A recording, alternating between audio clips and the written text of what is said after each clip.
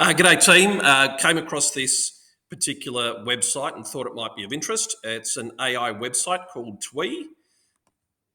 So with this website, you're able to use any of your YouTube clips that you might want to use in class.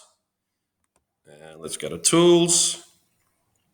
So you can convert YouTube video to text, create questions for a YouTube video, or create summaries. I'm just going to create questions for a YouTube video.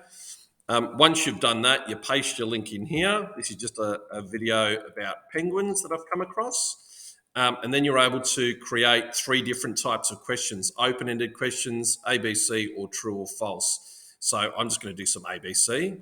Click do the magic, and then it will load up all the questions.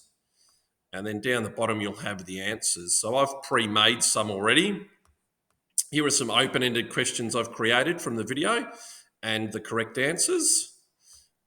Here are some multiple choice with the answers, and here are some true or false statements that you can give. Obviously, you'll have to read through the questions and watch the video, obviously, to make sure it's all A-OK, but thought that might be a good one for you. Thanks, guys.